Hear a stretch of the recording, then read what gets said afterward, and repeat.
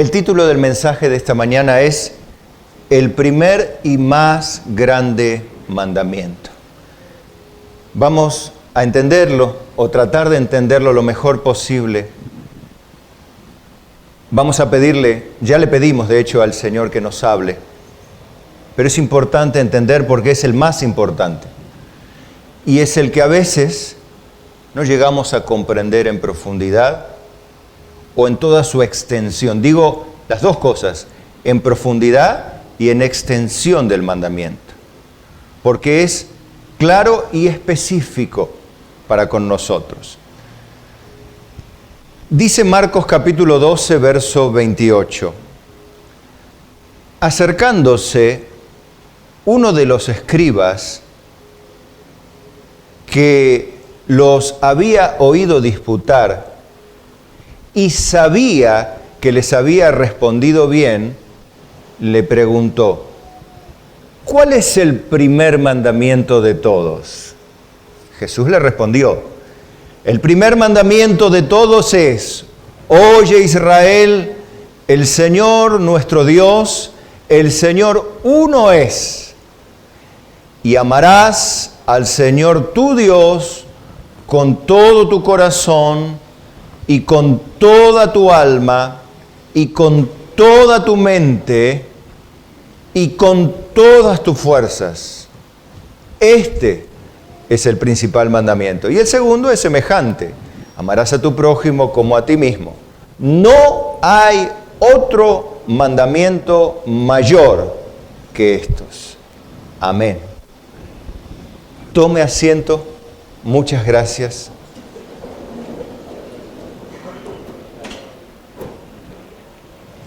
Fíjese usted, imagínese la escena. Transpórtese quizá mentalmente a Jesús, que venía disputando con gente que supuestamente sabía de las cosas de Dios: fariseos, escribas, saduceos, todos los sacerdotes y ministros judíos que eran los líderes religiosos encargados de comunicarle al pueblo la voluntad de Dios agradable y perfecta. Ellos eran los principales responsables de enseñar. El escriba particularmente era el teólogo de aquel tiempo. Era el que tenía la responsabilidad o el ministerio de interpretar correctamente las Escrituras. Claro, el hecho de que fuese el responsable o tuviese el título de teólogo no lo convierte eso en un hombre sincero o piadoso, sino en un intelectual religioso, líder por su posición y condición, que tenía cierta reputación y mayormente ante una multitud que por lo general no maneja con habilidad el sentido correcto de las Escrituras. Esto no es raro porque lo vemos también hoy, donde hay multitudes de cristianos que no manejan con precisión las doctrinas básicas elementales de la fe cristiana, que confunden muchas cosas de la psicología, de la autoayuda o ideologías modernas con los fundamentos y revelaciones de las Escrituras. Es bastante común escuchar ministros que utilizan algunos versículos sueltos para respaldar sus dichos. No es lo mismo que leer la Escritura, explicarla y darle aplicación con algunos ejemplos que ilustran la aplicación o la explicación de lo que está escrito. ¿Entiende la diferencia? Si no, después lo escucha en la grabación. No es lo mismo. Este escriba aparentemente se dio cuenta que Jesús respondía bien. Sabía, dice la Biblia, que le había respondido bien y como para desafiarlo, como para ponerlo entre la espada y la pared, le dice al Señor Jesús, ¿cuál es el principal mandamiento? Sabe que esa pregunta no venía con la intención de aprender, sino con la intención de contender.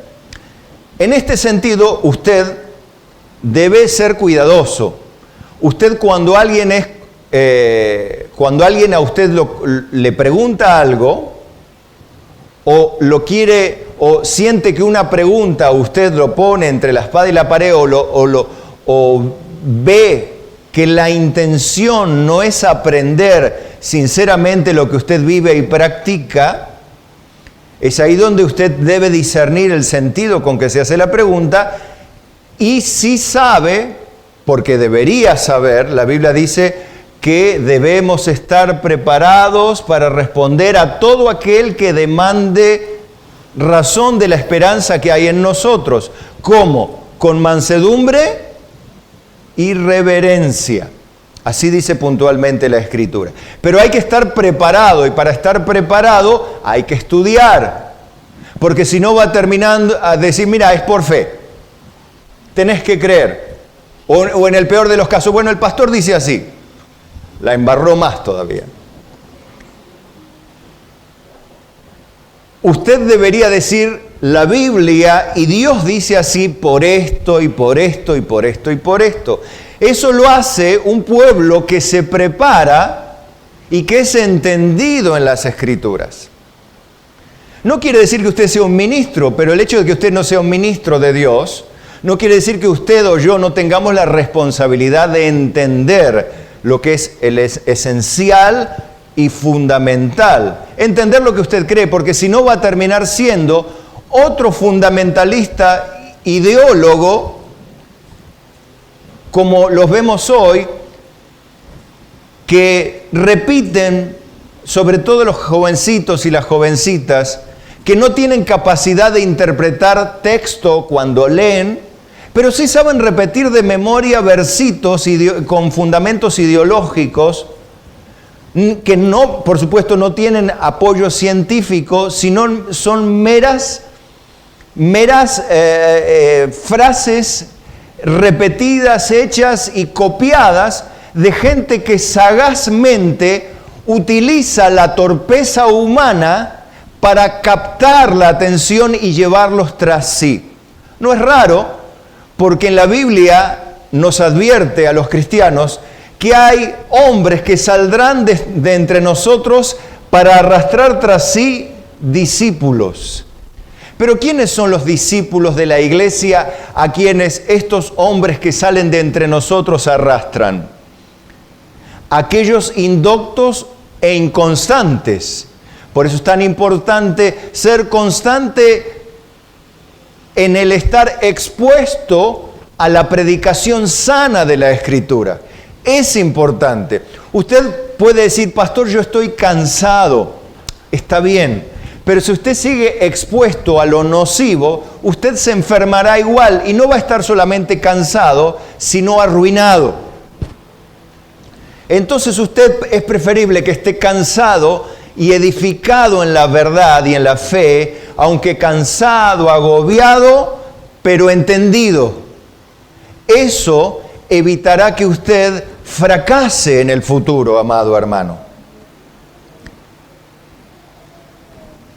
Cuando Jesús es confrontado hipócritamente por este hombre, lo hace con la intención de destruirlo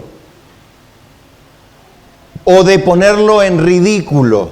¿Por qué? Porque Jesús decía ser el Hijo de Dios y se hacía igual a Dios. Pero ellos, por supuesto, no llegaban a entender el concepto de la Trinidad. Nos cuesta a nosotros. Imagínense a gente no nacida de nuevo y gente que tiene una estructura religiosa en su mente tan clavada y encima adornada con mandamientos de hombres, con muchas restricciones y bajo mucha presión religiosa. Imagínense qué difícil es para un ser humano entender las verdades eternas y la realidad de Dios. De todas maneras, Jesús no dijo nada incorrecto, por supuesto. Él dijo, el Señor uno es. Oye Israel, el Señor uno es. Él no dijo que eran tres dioses, que era un solo Dios. Padre, es Hijo y es Espíritu Santo. Pero sigue siendo uno. Y Él lo enfatizó. Dios uno es tres personas, pero es Dios. Los otros no somos tres personas. Somos tres partes, espíritu, alma y cuerpo. Pero no somos tres personas. Si usted es tres personas, necesita tratamiento psiquiátrico.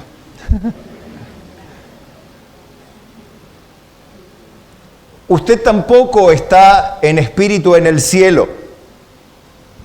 Usted está sentado con Cristo porque usted está a la diestra del Padre, ¿no? Porque usted está en Cristo y Cristo en usted. Entonces, cuando Cristo se sienta a la diestra del Padre, usted está sentado con Él porque está en Él. Es el mismo concepto cuando dice, en Adán todos mueren. Usted está en su naturaleza humana en Adán, porque usted es descendiente de Adán y Eva, aunque no le guste. En Adán todos mueren, en Cristo muchos son vivificados. Y aquí viene el mandamiento, el más importante. Pero vamos a ir deteniéndonos en esto porque no quiero que sea otra vez una frasecita repetida. ¿Cuál es el primer mandamiento? Y amar a Dios con toda el alma, con toda la mente, con todo el corazón y con toda la fuerza. Bueno, está bien, es cierto. Y el segundo, y amarás a tu prójimo como a ti mismo. No hay mayor mandamiento más que esto, que este. Bien, bien has dicho, te diría el pastor, ¿no? Bueno, explícamelo. No, bueno, explíquelo usted. Bien, a eso vamos a tratar de explicarlo. Amar o el amor, usted sabe que es una palabra que en todos los tiempos se ha manipulado mucho. Se le han dado distintas perspectivas a la palabra amor. Hoy vemos que el amor supuestamente se da en parejas homosexuales, en personas de géneros extraños. Cuando digo extraño, digo ajenos al género humano, porque el género humano es uno solo, y sexos hay dos, hombre y mujer, no hay un tercer sexo. El hecho de que el hombre se pervierta no cambia nada, todo permanece exactamente como Dios lo creó, pero el hombre lo pervierte por su natural rebelión a lo establecido por Dios. ¿Por qué? Porque fundamentalmente no ama a Dios. Porque el que ama a alguien, ¿qué hace? Piense usted en alguien que ama mucho. Me imagino que lo que primero le viene a la mente es su esposo, su esposa, sus hijos. Y está bien, en el sentido humano, está bien. Usted, ¿qué haría por su esposo y por su esposa? ¿Qué haría si su esposo o su esposa está en peligro? Esto va a manifestarse mayormente, no cuando es el cumpleaños de su esposa, sino cuando en el cumpleaños de su esposa usted le tiene que regalar algo. ¿Entiende?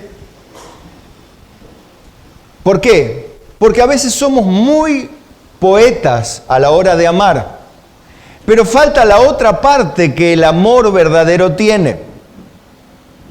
El sacrificio, el compromiso, la pertenencia afectiva única, un corazón completo para la tal persona. Y evidentemente hay grados de compromiso y de amor. Usted no puede ser una persona que odie a los seres humanos, ¿o sí? No debería ser así, no debemos odiar, en tal caso amar, porque Dios es amor y Él nos mandó amar aún a nuestros enemigos, cuanto más a nuestros amigos y cuánto más a nuestros seres queridos, y cuánto más a Dios. Ahora, ¿quiénes pueden amar a Dios? Porque amar a papá, a mamá, al hijo, a la hija, ¿hace falta Dios? Vemos un mundo donde hay personas que aman a sus padres, a sus hijos, y no se remita a la televisión, porque a veces la televisión, a veces no, siempre da una imagen totalmente distorsionada de lo que la mayoría de la sociedad vive o piensa. Generalmente el medio de comunicación secular transmite lo que le conviene económica, financiera o políticamente, nada más. Lamentablemente ni siquiera informa la realidad, sino informa lo que le conviene. Entonces no se remita a tomar referencia de lo que los medios de comunicación dicen nunca, sino remítase a su experiencia particular. ¿Usted conoce gente no nacida de nuevo que es muy respetuosa de valores, principios, que ama a su familia, a sus hijos? ¿Sí? Bien, usted ve que entonces se puede amar mucho a alguien sin ser nacido de nuevo, sin ser un hijo de Dios. ¿Está bien? Bien. Entonces, ¿quiénes solamente pueden amar a Dios? En 1 de Juan 4:16 dice, y nosotros hemos conocido y creído el amor que Dios tiene para con nosotros. Dos cosas, hemos creído y hemos conocido. ¿Qué cosa? El amor. Creído y conocido. Creer es no ver, conocer es experimentar. Nosotros hemos experimentado y hemos asumido como real la obra de Dios. Para decirlo de otra manera,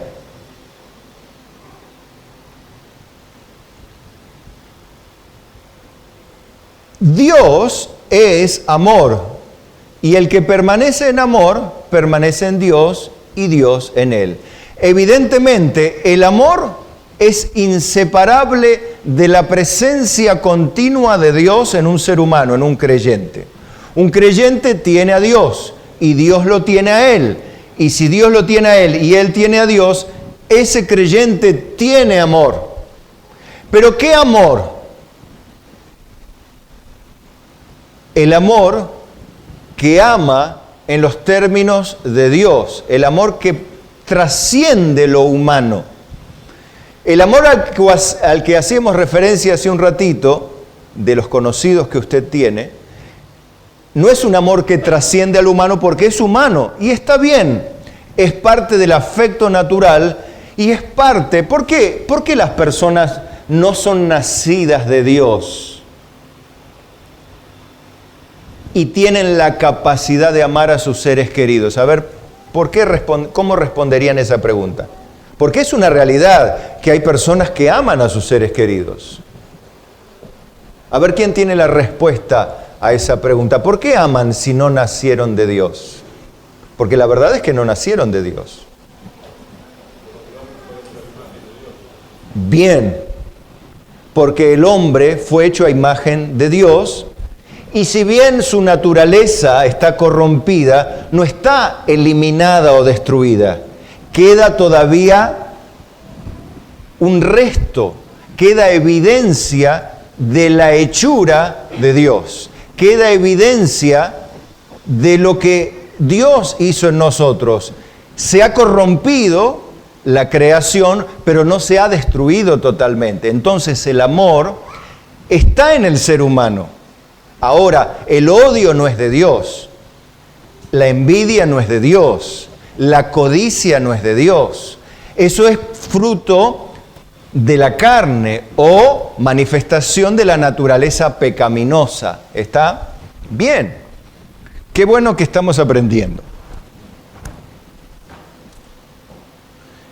En esto se ha perfeccionado el amor en nosotros. O sea, ¿qué es perfeccionado? Ha ido creciendo hacia la madurez, hacia la plenitud, quiere decir. Porque convengamos que nuestro amor no es perfecto, porque nada hay perfecto en nosotros, a no ser el aliento de vida nueva que tenemos en nuestro espíritu. Pero eso es de Dios.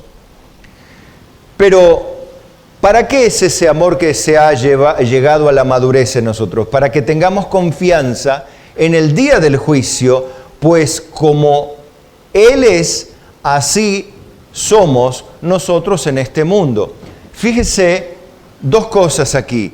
Es un amor que nos permite ser como es Dios en este mundo, o como fue Cristo en la tierra, así ser nosotros. Pero que no es porque somos personas especiales.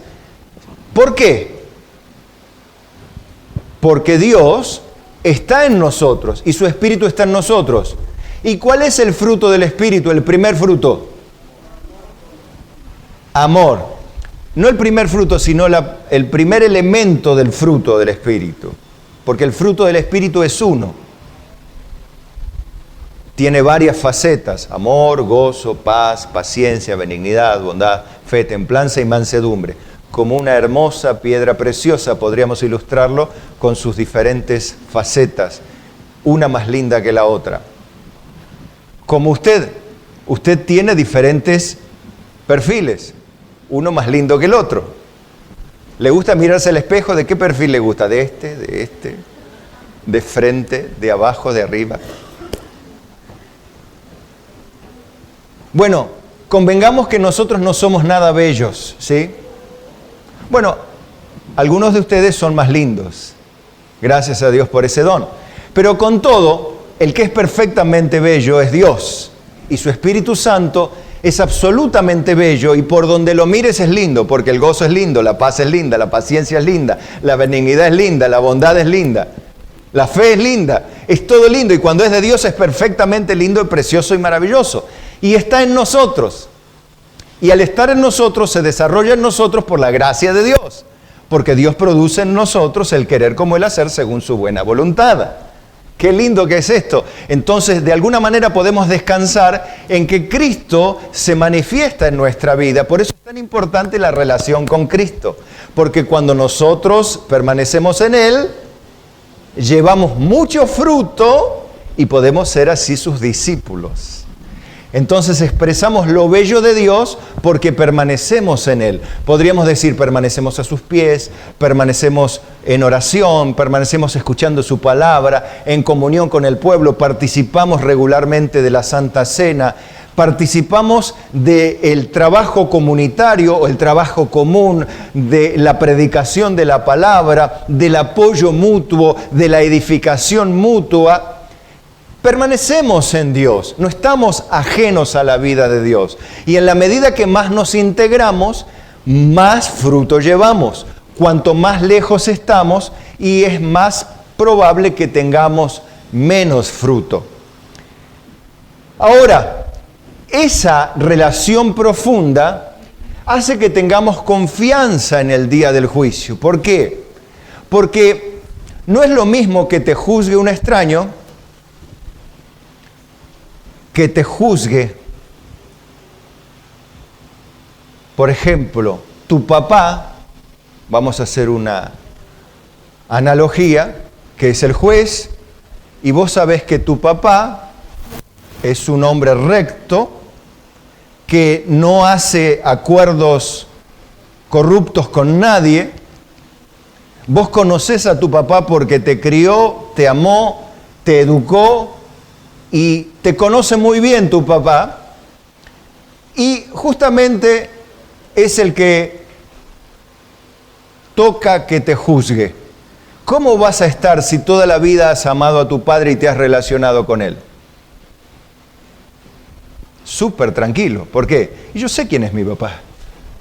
Mi papá no va a mentir, mi papá no va a inventar nada, mi papá no va a traicionar los principios que él mismo tiene. Mi papá no va a hacer algo diferente de lo que él ya dijo. Yo sé quién es Dios. Pero la mayoría de la gente, y aún los cristianos, no saben quién es Dios. Hablan de Dios, conocen de oídas de Dios, pero no pasaron como pasó Job,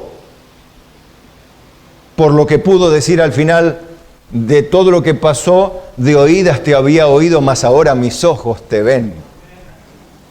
Él podía decir: aún después de deshecha está mi carne, con mis ojos veré a Dios. Él creía en la resurrección de los muertos. Él creía en que Dios iba a dar nuevamente un cuerpo a las personas que morían físicamente. Ya lo creía. Y tenía esa confianza. Yo sé que mi Redentor vive. Y él estaba remuerto casi. Y había perdido todo. Yo sé quién es Dios, dice. Tenía confianza. Y cuando sus amigos, recuerdan, le decían: no, lo que pasa es que vos tenés que hacer esto. Lo que pasa, vieron que cuando estamos mal, nos aconsejan todo. Vos, hermana, tenés que hacer esto, y esto, y esto, y esto, y esto, y no hagas esto y esto, y vas a ver que Dios te va a bendecir. Y viene el otro hermano y te dice todo lo contrario. Y viene otro hermano y te dice otra cosa.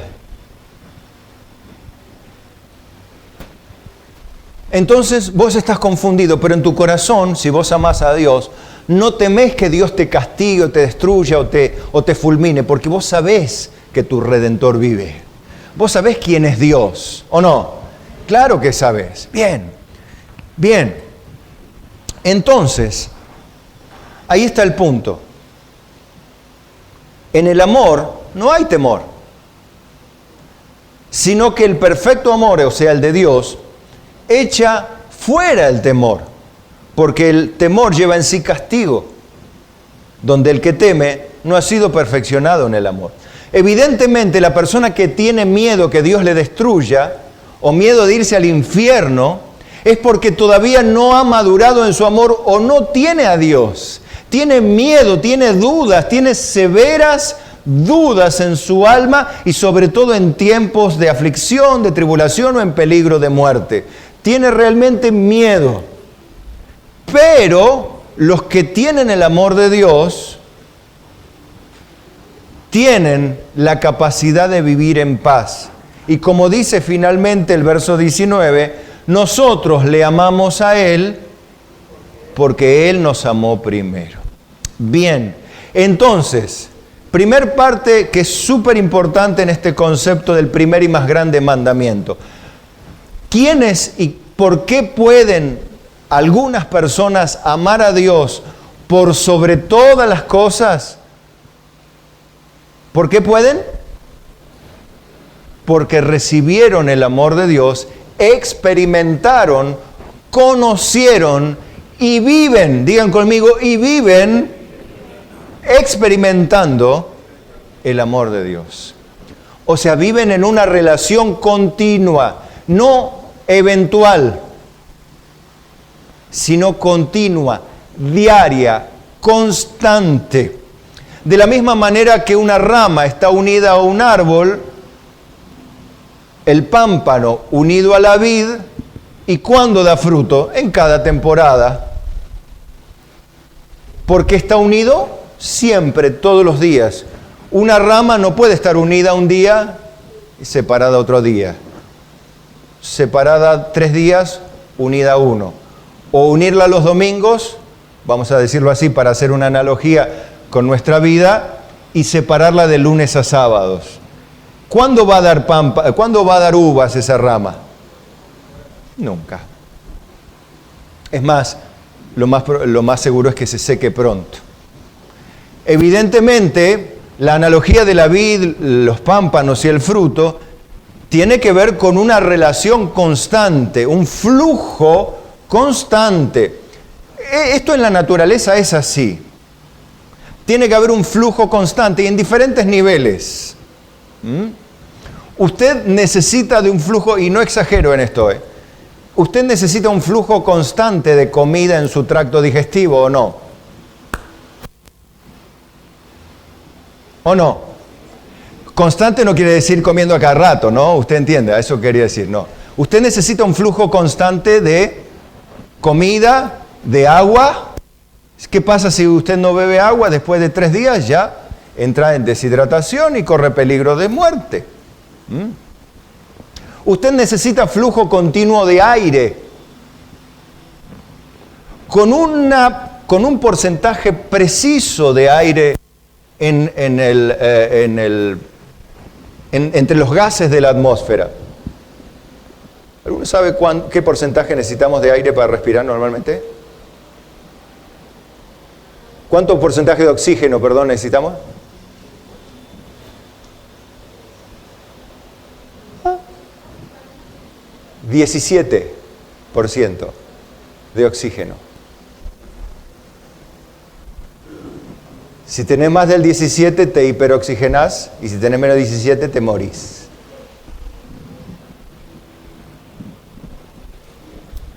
Pero qué equilibrio tan así. Por eso es muy fácil morirse por inhalación de monóxido, porque cambian los gases, cambia la composición gaseosa del aire, te morís. Necesitas un flujo constante de aire limpio. Si no te morís. Necesitas respirar aire limpio. Si vos te metés en una habitación donde el porcentaje de oxígeno es menor del 17%, es el 16%, 15%, ya te estás haciendo daño severo. Necesitas un flujo constante de oxígeno en su determinado punto, no más ni menos. Ahora, ¿por qué cree usted que no necesita un flujo constante de la palabra de Dios?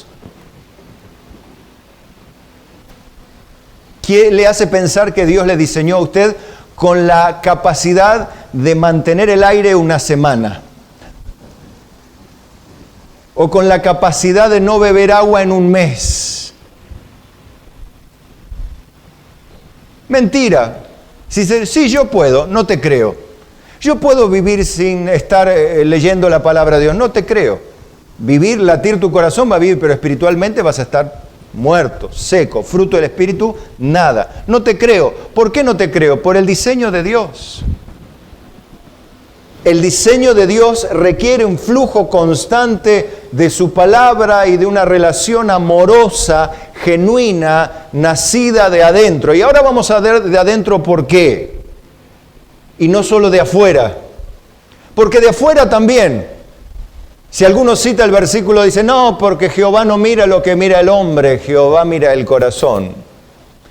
Es cierto. Pero eso estaba aplicado cuando se elegía al rey. El otro día veía al rey de España. ¿Vio cómo es el rey de España? Un hombro por encima del presidente Macri y por otro presidente también, pero así, como el rey Saúl. Tenía pinta de rey. Tenía pinta de rey el rey. Así era como elegía el pueblo. Nosotros queremos un rey que sea alto, fornido, que sea bien parecido. ¿Y eligieron a quién? A Saúl. Pero Dios se valió de David, un muchachito lindo, pero flaquito, sencillo. No aparentaba mucho, pero era el rey de Israel. Ese es el que escogió. En ese sentido, Dios no mira lo que mira el hombre, porque el hombre se fundaba en la capacidad humana para ser rey. Dios dice, no, para ser rey hay que ser de Dios. Seas chico, grande, alto, bajo, gordo, flaco, negro, blanco, amarillo, como sea. Colorado. No importa. Hay que tener un corazón para Dios. Por supuesto, los que deben ser líderes deben ser fieles. ¿Y qué dice la Biblia? E idóneos. O sea, hay una parte física también, la idoneidad, la capacidad humana. Esto también lo quiero remarcar porque a veces pensamos que Dios mira lo de adentro. Lo que pasa es que lo de adentro es lo más importante, porque si vamos a mirar también lo de afuera, la Biblia también habla de lo de afuera, porque debemos estar para el día de Cristo como irreprensibles. Espíritu, alma, y el cuerpo también. Claro, la parte inmaterial debe estar lista y la parte material también. Ahora, Miren cuando Dios dice, oye Israel, Jehová tu Dios, uno es. Y amarás al Señor tu Dios con todo tu corazón, con toda tu alma, con toda tu mente. ¿Dónde está todo eso? ¿Se ve eso? No se ve. ¿Y la cuarta cuál es? Fuerzas. ¿Eso dónde está? En el cuerpo. O sea, evidentemente hay que ponerle todo a Dios, pero fundamentalmente lo de adentro. ¿Y lo de afuera? También. Pues dice, no, yo amo a Dios. Y eso es a veces muy fácil de confundir porque es algo abstracto muchas veces. Pero la Biblia no es tan abstracto. Empecemos por amar a Dios con todo el corazón. Tiene que ver esto con la prioridad en los sentimientos. La palabra corazón es traducida de la palabra cardia. La palabra cardia en el original. ¿Sí? Es la palabra que se traduce como corazón. Y figurativamente, cuando se aplica en el texto, tiene que ver con los pensamientos o los sentimientos que tenemos en nuestra mente. Eso es lo que la Biblia habla entonces, los sentimientos que tenemos para con Dios. ¿Quién está primero en el orden de tus sentimientos? Porque esto, insisto, ¿no? Esto es muy fácil llevarlo al lado poético. Muy fácil pasarlo al lado poético. Ay, yo amo a Dios, de veras, amo tanto a Dios, quiero tanto a Dios. Está bien, ¿no? ¿Está mal la frase? No, no está mal, debería ser así. Con todo el sentimiento, y escuche, primero el sentimiento debería ser a Dios. Como hace algunos de mis hijos, y generalmente todos los chicos cuando son chicos, papá, ¿a quién amas más? ¿A mamá o a mí? Mamá, ¿a quién amas más? ¿A papá o a mí? ¿O a mi hermano? Y empiezan a ponerte en esas encrucijadas, ¿no? Evidentemente, es feo tener que en esas encrucijadas porque hay un amor. El amor, ¿cómo le respondes a eso? Yo les diría algo así, bien técnico y de paso van aprendiendo. Mirá, hijo, el amor, ya empezamos, ¿no? El amor es inmenso el que te tenemos. Es tan grande, es un círculo tan grande, que no le vas a notar la diferencia entre el amor a papá y el amor a vos. Los límites del amor van mucho más allá de tu vista, no los vas a poder ver, así que no te preocupes. Hay un orden. Pero no le podés decir a un chico, pues no lo va a entender. Porque el chico va a entender, le ama a él y a mí no. Cuando le dice, no, yo amo a Dios primero, entonces significa que a mí no. No es así. Es a Dios primero. Significa primero Dios. En mis sentimientos, en mis emociones, debe estar primero Dios. No primero papá, mamá, fulano, mengano, sino Dios. Debe ser un amor que te consume por dentro. Una pasión, digan conmigo pasión. Creo que esto les va a ilustrar mejor lo que quiere decir pasión por Cristo. Usted tiene pasión por Cristo, si no la tiene, no se mienta a usted mismo. Dígale, Señor, yo no tengo pasión.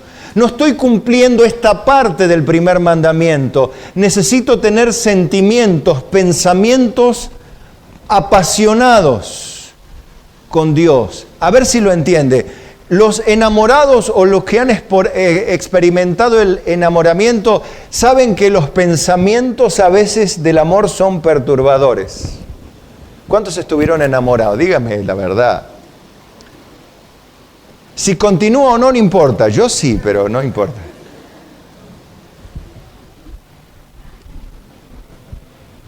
Bien, Marco, ahí está bien. Ahora, los pensamientos, el amor, la pasión tiene un gran lazo, da una gran fuerza, mueve la voluntad. Los enamorados saben lo que es mover la voluntad.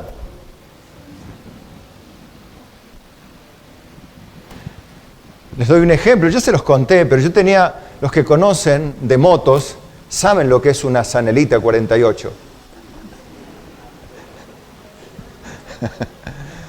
Bueno, con Susi teníamos una cada uno.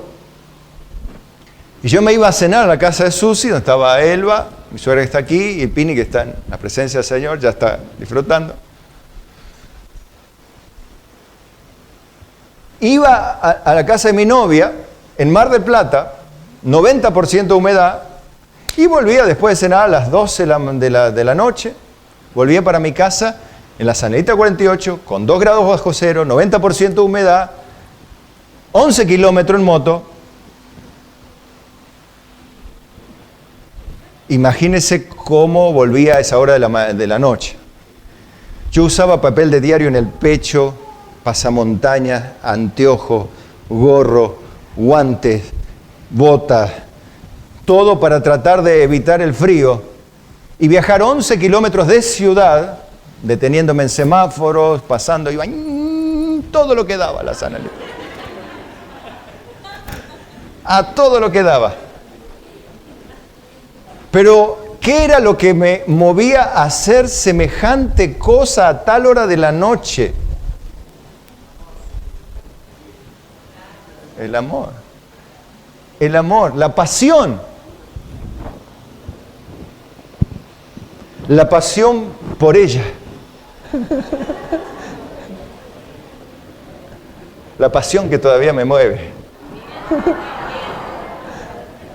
Ya no tengo moto ni voy a andar tampoco, pero igual. Porque ahora no está el auto, no lo tiene Marco, no, entonces no. Ya está. Quiero que vea eso porque creo que es un ejemplo bien ilustrativo. Es la pasión por Cristo. ¿Te mueve la pasión por Cristo? Hacer como hacíamos esos cultos acá. Eso era pasión, hermano. Cuando no había aire acondicionado acá estaba la chapa ardiente arriba. Ay, Dios, en el verano los hermanos tenían 5,3 de presión más o menos. Del calor que hacía. Tomaban agua. Y en el invierno que entraba de ahí el frío. No sé, 7 grados acá adentro haciendo los cultos. Ahí cantando a Dios con toda nuestra alma. Digo, qué pasión por Dios, hermano. Qué pasión. Y venían a los cultos. Qué pasión, hermano. Qué bendición. Yo recuerdo esas cosas. Digo, qué fuerza de voluntad. Qué fe. Eso era... que no importaba si hacía frío, calor, si había agua, si habría esto, lo otro, si había comodidad, no. Lo importante es que estaba la palabra, el culto, había que cantar, había que gritar y lo mejor para el Señor, es para el Señor. Total.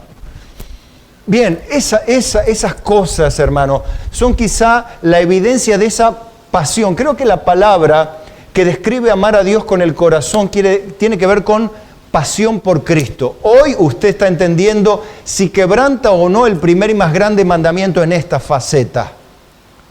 ¿Usted tiene pasión?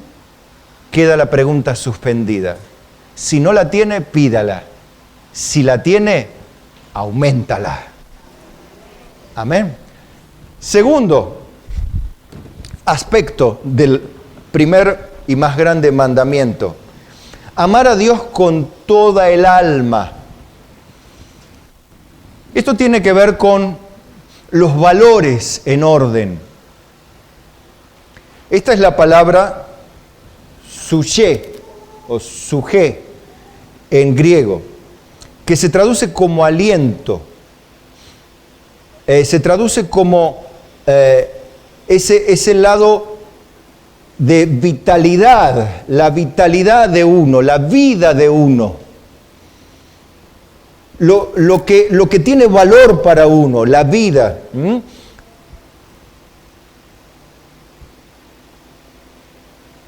Esta palabra, suché, se traduce como persona, ser, vida, muerte, alma, ánimo y también corazón.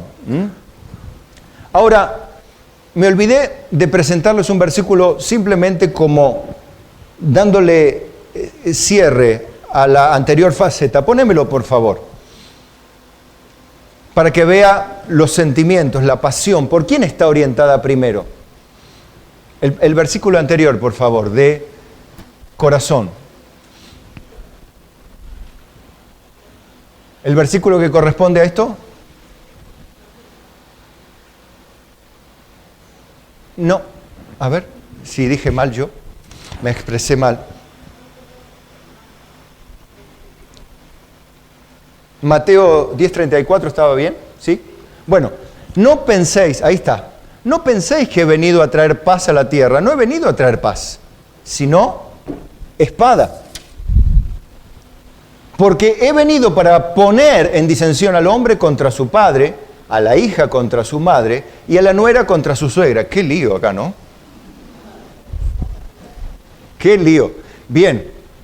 Y los enemigos del hombre serán los de su casa. Por eso dice, el que ama a padre o a madre más que a mí, no es digno de mí. El que ama a hijo o a hija más que a mí, no es digno de mí. ¿Se da cuenta? La pasión por el hijo, por el padre, por la madre, no debería ser superior a la pasión por Cristo, o el amor por Cristo, o el sentimiento por Cristo. Si usted tiene una alteración en sus sentimientos, si usted escoge, y generalmente esto lo va a ver cuando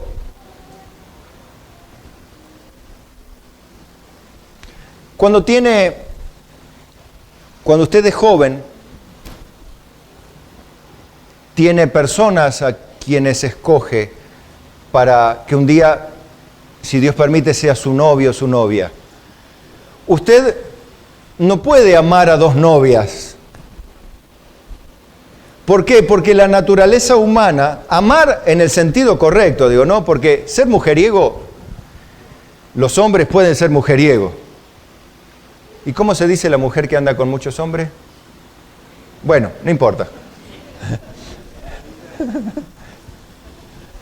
No vamos a usar términos por ahí, ya con la idea sabe. Pero generalmente cuando dos personas se enamoran, no hay un tercero en discordia ahí. El tercero en discordia puede que esté, en las novelas está siempre, por eso no le aconsejo ver novela, porque siempre va a haber un tercero ahí que está mirando detrás de la puerta cuando le da un beso. No mire eso, porque siempre eso es la misma historia de siempre. Si usted le busca, siempre va a haber uno que ama al otro y el otro que está mirando de lejos. Y se da la vuelta enojado y se va y hace y se va y venga, se venga y todo. Bueno, ahí tiene, cuando dos personas se aman recíprocamente. Cuando usted ama a Dios profundamente, usted no está diciendo, bueno, o ella, o mamá, o Dios. No, es que es Dios primero. Claro que amo a mamá. Claro que amo a mis hijos. Pero amo a Dios primeramente. Y mi pasión primeramente es por Dios. ¿Sí? Se lo dejo ahí, porque quería pasar al segundo punto. Amar a Dios con toda el alma tiene que ver con la persona, el ser, la vida o la muerte, el alma, el ánimo y el corazón eventualmente también. Son palabras que no se separan tan fáciles, como decir brazo derecho, brazo izquierdo, pierna derecha, pierna izquierda. Eso es fácil dividirlo, pero en la parte inmaterial es más difícil dividir, pero con todo se traduce de estas maneras. ¿Sí? Son correspondientes a las palabras hebreas también. Ahora vamos al texto. En esto hemos conocido el amor, en que Él puso su vida por nosotros. También nosotros debemos poner nuestras vidas por los hermanos. Esta es la frase o el texto en donde está la palabra esta de el alma, ¿no? O la vida, que significa la vida misma, mi vida, mis cosas, mi propio reino. La pregunta es, si amas a Dios con alma, ¿estás dispuesto? Escúchame, porque esto es muy importante. Este mandamiento tiene 4 facetas fundamentales importantes. Vimos primero que es la pasión. Ahora, esto te lo definiría así, tu alma. Diría tu vida, tu reino, tu mundo. ¿Estarías dispuesto a amar primero el mundo o el reino de Dios que tu mundo, tu vida, tu círculo, tus cosas, tus prioridades, tus valores, tus vacaciones, tu misma vida física? ¿Estarías dispuesto a ponerla por debajo de lo que Dios demanda? ¿Estarías dispuesto a dejar tu reino para someterte en el de Dios? Porque en tu reino vos sos el rey. Pero en el reino de Dios vos sos un súbdito como tantos otros, iguales, mejores o peores a vos o a mí. La pregunta es, ¿dejarías tu reino o pretenderías que Dios bendiga tu reino? Venga tu amor a mi reino o venga a nosotros tu reino. ¿Cómo dirías? Porque ahí está el amor. Si vos amás tu reino o amás el reino de Dios primeramente, claro que tenés que amar tu reino. De hecho, lo amamos. ¿A cuánto le gustan las vacaciones? Ahora, a todos. ¿Cuántos las entregarían por amor al reino de Dios? Ah, bueno. Es que Dios no me las demandó. No sé. Sí, yo no te digo nada, yo no te estoy incitando a nada. Te digo, ¿y si te las demanda? Porque ese es tu reino. El ejemplo de las vacaciones, como tantas cosas tuyas. Tu auto, tu tiempo, tu casa, tu dinero, tu vida. Apocalipsis 2:10 dice, no temas en nada lo que vas a padecer. He aquí el diablo echará a algunos de vosotros en la cárcel para que seáis probados y tendréis tribulación por 10 días. Sé fiel hasta la muerte y yo te daré la corona de vida. Recuerdan siempre esto que decimos, ¿no? Yo te amo, nena, pero hasta los papeles. Ya lo del registro civil, no me vengas con eso porque los papeles son solo papeles. Yo te amo hasta los papeles. O los cristianos, ¿no? Yo te amo, Dios, pero ¿hasta dónde? Hasta la platita. La platita no me la toqué. Te amo, Dios, pero vos sabés que hasta la platita. Ahí, dejá la platita ahí. Yo amo a Dios todo lo que quiera, pero la platita no me la toqué. Ese es tu reino. Es donde vos gobernás, donde vos mandás, donde vos decidís, donde vos reinás. Ahora el punto es, ¿dejarías de reinar en tu reino para someter tu reino al reino de Dios? ¿Serías fiel hasta la muerte? Porque de última algunos dicen, dame toda la plata, toma la plata, pero no me mates. ¿Por qué? Y porque la vida la valoro. Hay algunos que no valoran la vida, están dispuestos a disputar con el delincuente por tal de quedarse con la plata. ¿Vale tanto tu vida como la plata que tenés en el bolsillo? ¿Vale tanto? No vale, ¿verdad? Y hay gente que se juega la vida. A veces le sale bien y a veces le sale mal. Pero vale la pena. Y si te piden la vida, ¿serías fiel a Dios? Bueno, esto tiene que ver con el alma, amar con el alma. ¿Le entregarías tu alma a Dios antes que al diablo? ¿Le entregarías tu alma al diablo o a Dios? Porque no es fácil, ¿eh? Porque el diablo dice, dame tu alma y te daré el mundo entero. Si no me das tu alma, me vas a tener de enemigo toda la vida. ¿Qué preferís? Moisés, que escogió, siendo hijo de la hija de Faraón, escogió ser prosperado con el pueblo de Dios, dice. Maltratado, dice la Biblia, con el pueblo de Dios, que vivir bajo los deleites temporales del pecado, siendo en palacio hijo de la hija de Faraón. O sea, Moisés estuvo dispuesto a entregar su alma a Dios, dispuesto a sufrir persecución y problemas y dificultades por causa de Cristo.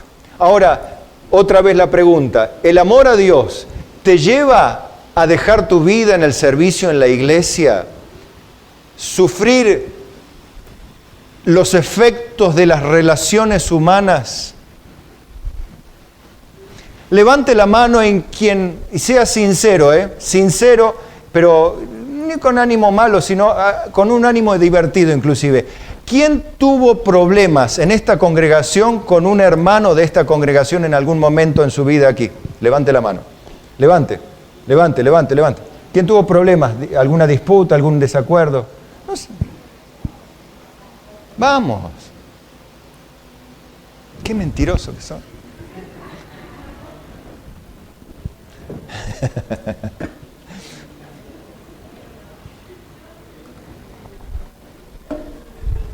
Bueno, así, por lo que yo dije, ¿cuándo tuvieron problemas? No levanta la mano nadie. Después nos agarramos las piñas. Bueno, hermanos, hay una realidad. Estamos entre seres humanos en desarrollo. Estamos entre seres humanos imperfectos. Y es natural que si yo me relaciono con alguien imperfecto, pueda herirme alguna astilla. Naturalmente, es natural. Pero vos podés hacer dos cosas. O no relacionarte con nadie para no sufrir una sola herida, o terminar diciendo, como dice Eclesiastés, el que corta piedras, con ellos se hiere. Entonces yo estoy todo el día tallando piedras. Y me salta cada esquirla a veces, pero bueno. Pero estoy tallando piedras preciosas. Y cada vez es más preciosa la piedra que voy obteniendo. De aquellas que me van a ver, se le pega un golpe y pum, salta muy lejos y ya no vuelve más. Pero bueno, es parte de la tarea. Sé fiel hasta la muerte. Pero no digas esto, yo daría mi vida por Cristo. Bueno, da tu diezmo. No, eso no. ¿Vio? Sí, somos tan poetas.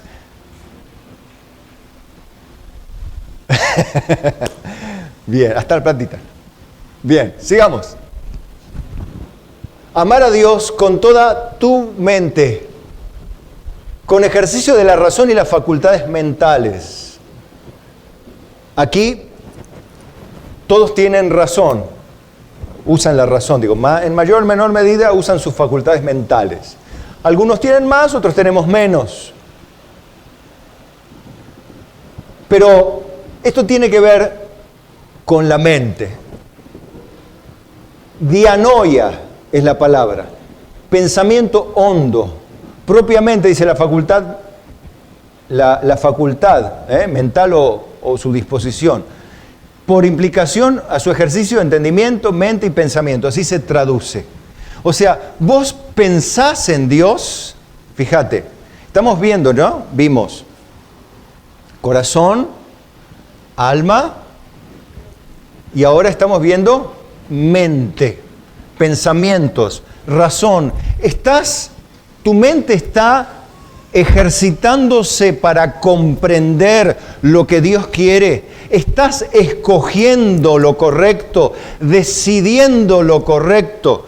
Hay tiempo para dormir, hay tiempo para trabajar, hay tiempo para orar, hay tiempo para ir a la iglesia, hay tiempo para hacer el bien, hay tiempo para disfrutar, hay tiempo para el ocio, hay tiempo para todo. Hay de todo menos plata, yo sé que me va a decir eso. Con todo, usted, mi amado hermano, debe pensar en esto. Mente. ¿Qué ocupan sus pensamientos? La novela, la política, la economía, el trabajo, la profesión, el rencor que le tiene a alguien, el malestar. ¿Qué piensa? ¿Qué usa su mente? ¿Por qué? Porque la Biblia nos habla que la razón debe estar dedicada a la comprensión, a la aceptación de las verdades de Dios, para decidir conforme a la sabiduría de Dios, a partir del conocimiento adquirido. Digan conmigo, conocimiento adquirido. ¿Vieron que hay una parte en la Biblia que habla de la sabiduría personificada? Que dice, el que temprano me busca, me hallará. Ahora, los que no buscaron sabiduría, la Biblia sigue hablando en esos términos como si la sabiduría fuese una señora, ¿no? Pero dice una parte en Proverbios, que algunos lo ven como a Dios, aunque se le puede aplicar, dice, me buscarán y no me encontrarán. ¿Vieron que hay una parte en los Proverbios que dice, me buscarán y no me encontrarán? Pero, ¿qué quiere decir eso? Por ejemplo, hay momentos en la vida para aprender. Pero hay momentos en la vida donde ya no podés aprender o recibir sabiduría. Es hora de decidir. Y cuando no tenés sabiduría para decidir, ¿cómo vas a adquirir sabiduría para decidir en ese momento? ¿Cómo la vas a adquirir? ¿Se puede? Ya no se puede. ¿Y qué haces? Tate ti, suerte para mí, y escoges lo que dé. ¿Por qué haces eso? ¿Por qué hacemos eso? Porque no tenemos sabiduría, porque en su tiempo, en el tiempo oportuno, no la adquirimos. Entonces, cuando la necesitamos, no estaré, dice la sabiduría. Pero no es porque la sabiduría sea mala. Dice, no me buscaste, ahora yo cuando necesites ayuda no voy a estar. No, porque la sabiduría no es una persona, la sabiduría es personificada, es un recurso literario solamente. No es el Espíritu Santo. Dios posee la sabiduría desde el principio, pero la sabiduría no es una persona. El Espíritu Santo es la persona. ¿Está? Entonces, cuando usted requiera sabiduría y no la haya adquirido, cuando la necesite y no la adquirió, no va a estar. ¿Por qué no va a estar? Porque no la adquirió. ¿Y por qué no va a estar? Y porque no la adquirió, porque si lo hubiese adquirido hubiese estado cuando la necesitaba. Por eso es importante utilizar la cabeza para entender los mandamientos de Dios y actuar racionalmente. Hermanos, os ruego por las misericordias de Dios que presentéis vuestros cuerpos en sacrificio vivo, santo, agradable a Dios, que es vuestro culto racional. Dice luego, no os conforméis a este siglo, sino transformaos por medio de la renovación de vuestro entendimiento, para que comprobéis cuál sea la buena voluntad de Dios, agradable y perfecta. Amar a Dios con la mente, en una palabra, significa entender que Dios quiere. Por lo tanto, podré decidir su voluntad agradable y perfecta. Si yo decido otra cosa, no estoy amando a Dios con la mente. Pero yo amo a Dios con el corazón. Pero el mandamiento incluye amar a Dios con el corazón, con el alma y con la mente. Si uno no cumple todas las facetas de ese mandamiento, no está cumpliendo el primer y más grande mandamiento. Ya estamos quebrando la ley de Dios. Estamos pecando, en una palabra, y no será, por supuesto, de bendición a nosotros quebrantar el principal mandamiento.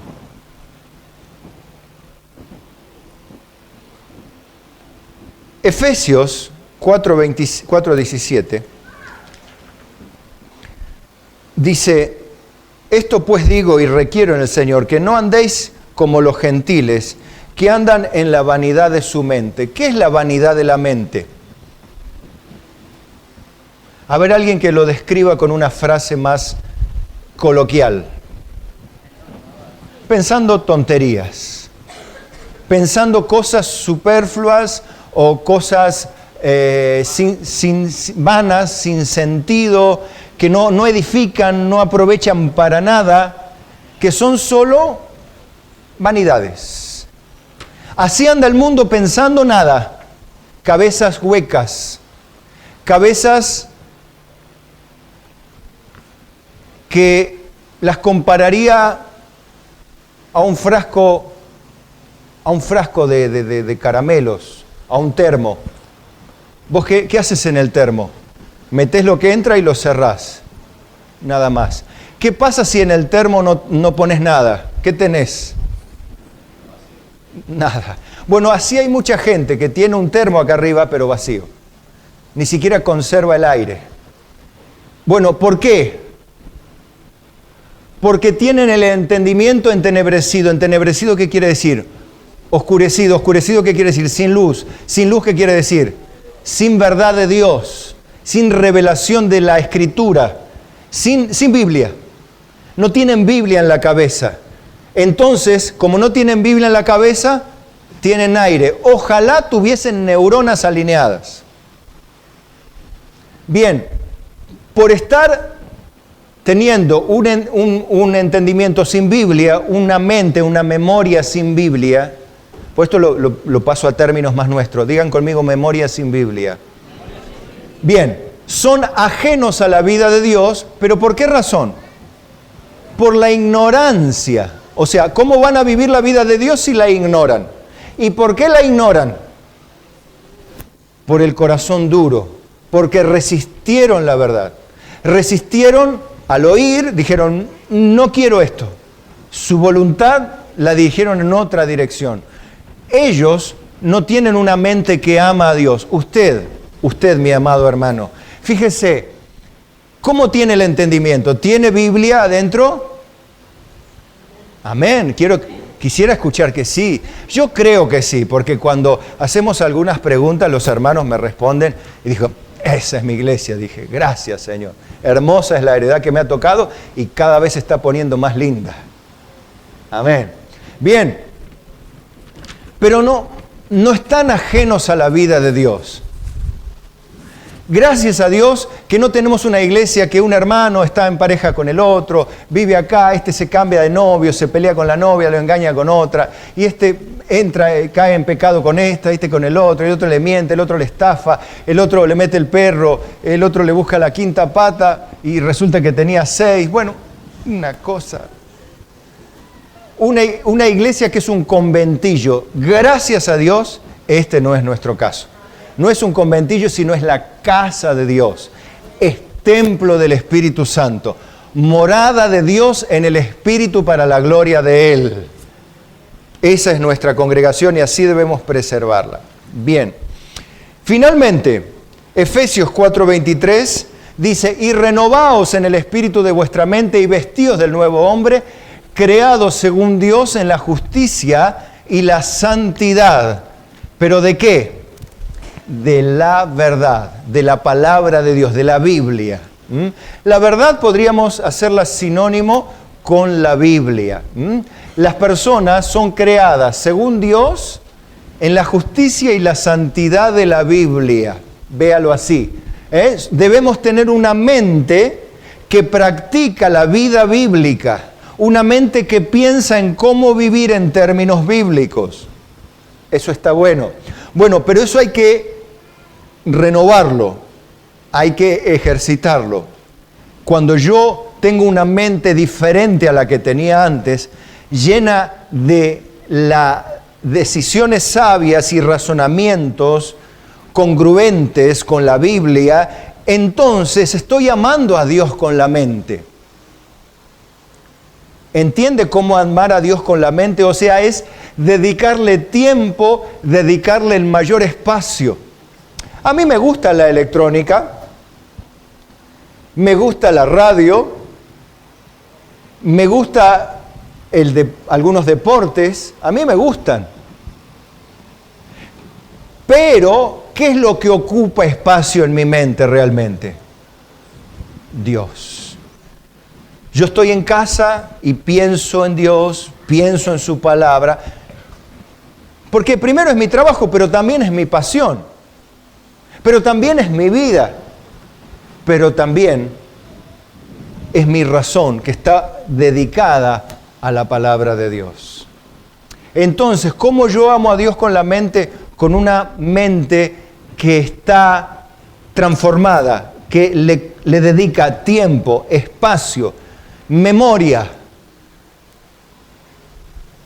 a preservar, retener, cuidar y refrescar la palabra de Dios. Eso es amar a Dios con la mente. Y el último aspecto, y terminamos. Ishus, que es la palabra que se traduce como fuerzas. Yo veo que amar a Dios con las fuerzas significa con sacrificio más allá de lo habitual, o sea, con compromiso con el cuerpo, o sea, en términos coloquiales, ponerle el hombro, ponerle el pecho. ¿Qué decimos más? ¿Qué otra forma decimos? Ponerle garra, ponerle fuerza, ponerle, en términos más juveniles, ponerle onda. Le ponemos ganas. ¿Ves la diferencia, No arrugar, bueno, está bien si quiere. ¿Cuándo no arrugar? Y cuando viene la confrontación espiritual o viene... ¿Quién carga con esto? Yo, cargamos todos. Bueno, se hace más liviano para todos. Entonces, esto se traduce generalmente como poder, potencia, potente o fuerza, ya sea literal o figurativamente, se traduce de esa manera. Segunda de Corintios 8:1 dice: asimismo, hermanos, os hacemos saber la gracia de Dios que se ha dado a las iglesias de Macedonia, que en grande prueba de tribulación, la abundancia de su gozo y su profunda pobreza abundaron en riquezas de su generosidad. Pues doy testimonio de que con agrado han dado conforme a sus fuerzas, y aún más allá de sus fuerzas, pidiéndonos con muchos ruegos que les concediésemos el privilegio de participar en este servicio para los santos. Y no como esperábamos. Fíjense esta frase y este versículo creo que es claro en este sentido. Dice, y no como lo esperábamos, sino que asimismo se dieron primeramente al Señor. ¿Por qué primeramente al Señor? Cuando los de Macedonia, que eran pobres, hicieron una colecta que superaba su capacidad financiera, pero ellos lo hicieron igual, a pesar de la pobreza, la persecución y la tribulación. Pero lo hicieron más allá de lo que daba su capacidad de dar. Y dice que lo hicieron ellos mismos, primeramente ¿a quién? A Dios. Y luego a nosotros, por la voluntad de Dios. Entonces vea esto.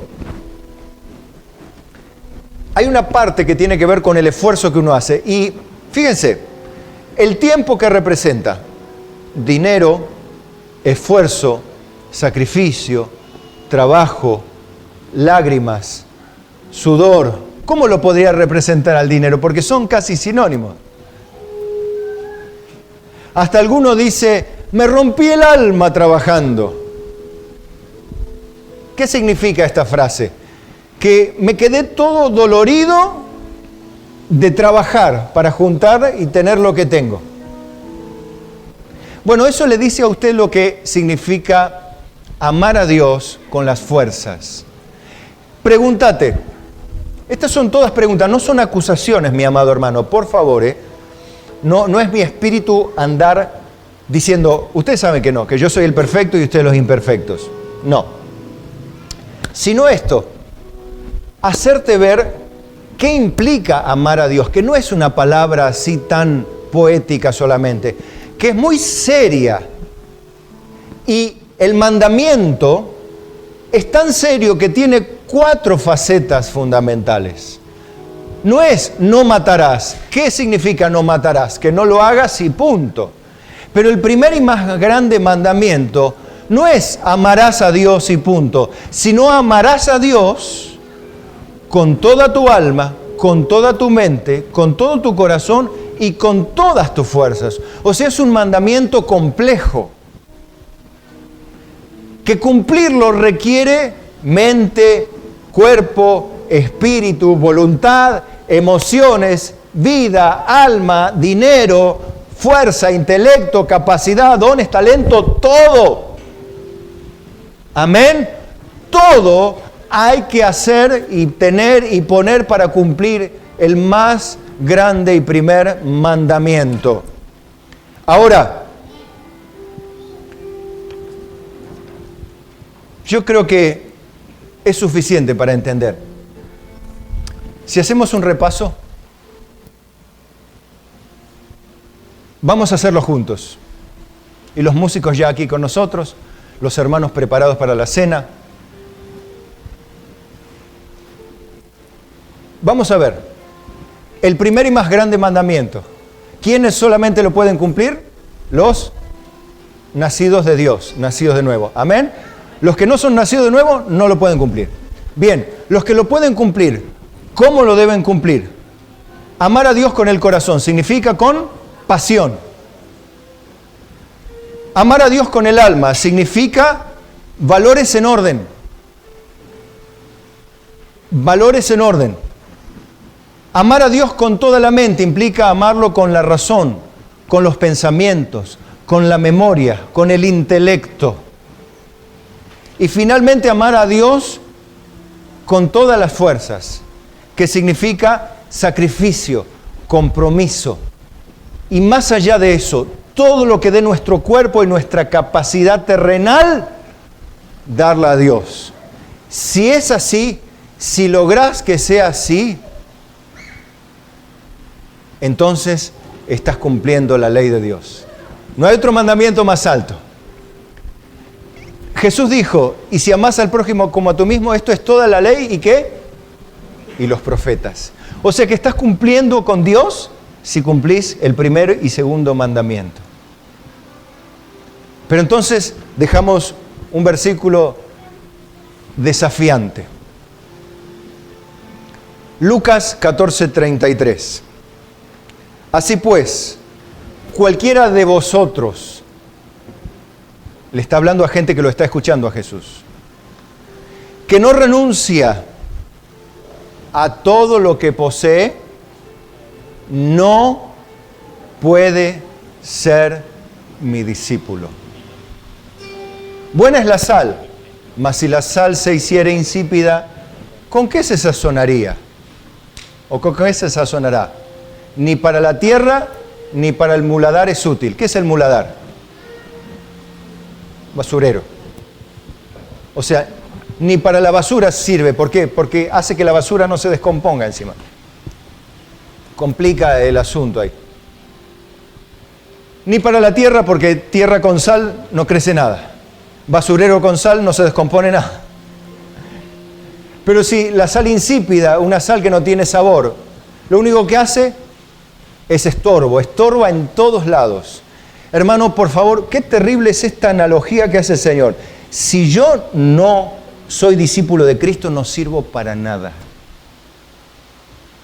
Nada, ni para el basurero, ni para la quema, ni para leña.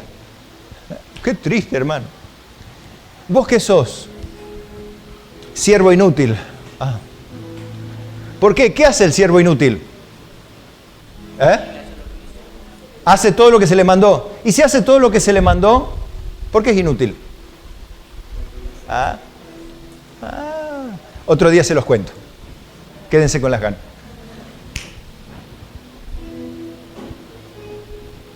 Pero hoy Dios te desafía a esto. ¿Estás dispuesto a renunciar a todo lo que posees? El que no toma su cruz cada día y me sigue, no puede ser mi discípulo.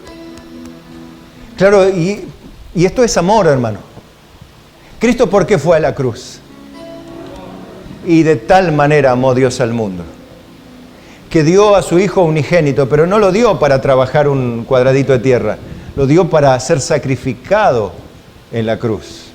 Eso es amor, hermano.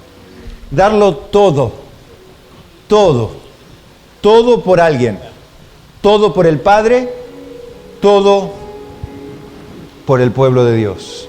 Jesús cumplió el primer y más grande mandamiento. Lo que hizo, lo hizo por el Padre, porque el Padre así se lo mandó. Y segundo, lo hizo por vos y por mí. ¿Cómo no agradecerle al Señor?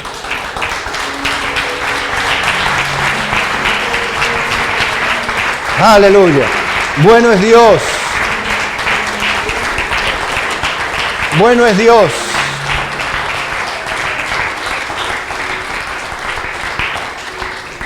Repita una oración sencilla. Incline su rostro. Y repita, no importa, pero sea sencillo. Señor, ayúdame a amarte como dice la Escritura. Hoy he comprendido más profundamente lo que significa amar a Dios primero. Lo único que te pido hoy, ayúdame a cumplir este gran y primer mandamiento. Te lo pido con todo mi corazón porque necesito hacerlo. Quiero hacerlo. Quiero amarte. En el nombre de Jesús.